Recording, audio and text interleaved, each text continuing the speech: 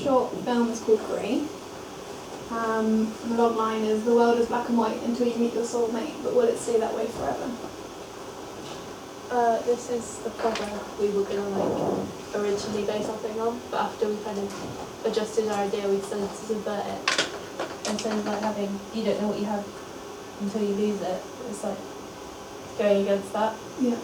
Yeah. Some of the extended plots, the opening scenes in an office with the main character. The main character is Marcus, and there's also his colleague Peter. Marcus can see colour, but Peter can't, and Peter's always asking Marcus what colour is this, what colour is that.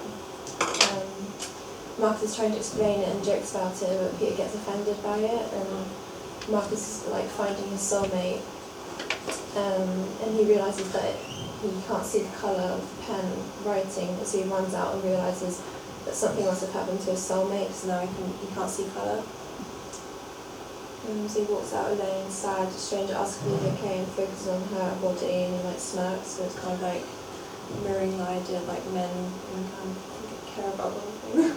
We're kind of going to leave it so her head is out of the shot as well, so it solely focuses on her body and kind of makes him look really horrible because he's just lost his soulmate, but this new woman's come along. So our characters are Marcus, who's around the age of 22. He'll wear an office attire, which will be our costume and prop thing.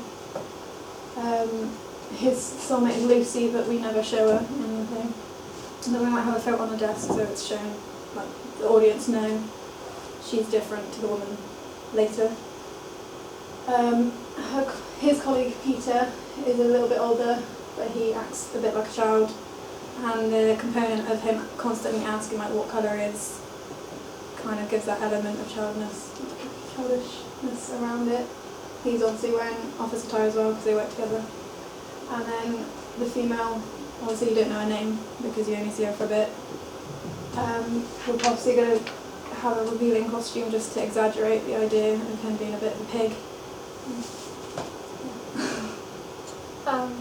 This is basically an outline of our structure, where the exposition would be that the world's grey for Peter, but it's coloured for Marcus, and then the climax would go to the fact that everything's going grey again for Marcus, and then it would go back to being coloured at the end when he sees this for the resolution, and then it introduces all the plot points.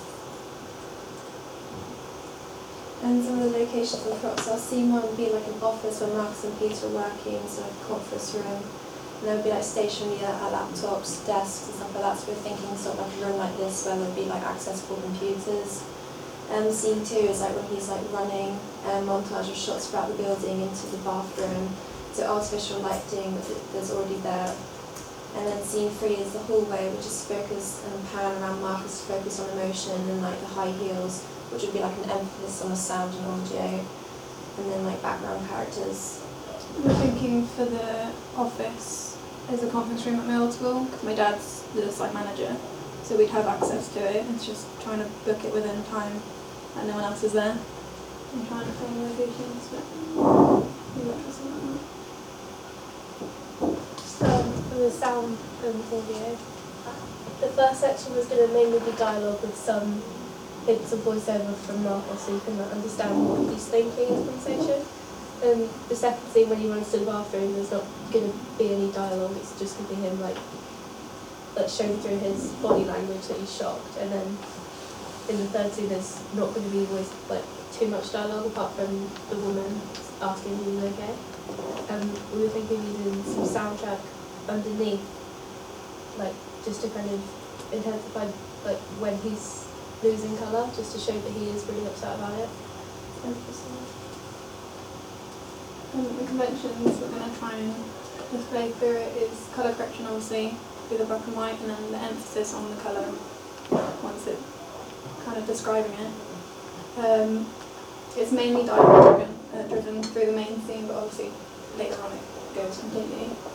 We're going to use a voiceover for when he's having a conversation with Peter, phrase about why he's such a moron kind of thing, kind of add a comedy aspect to it. And then sound effects for the things like the high heels when she's walking along, just to add a bit of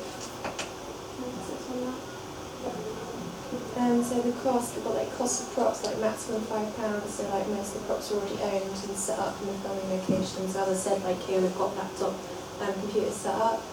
And cost of costumes are like shirt and tie.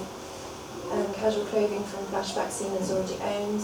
Like actors, we're thinking like £10–15. Also like food and beverages, and like actors would like volunteer or do it for free. And cost of travel none, but because we're like planning to use local filming locations. And cost of equipment none, because we're hiring it through from college.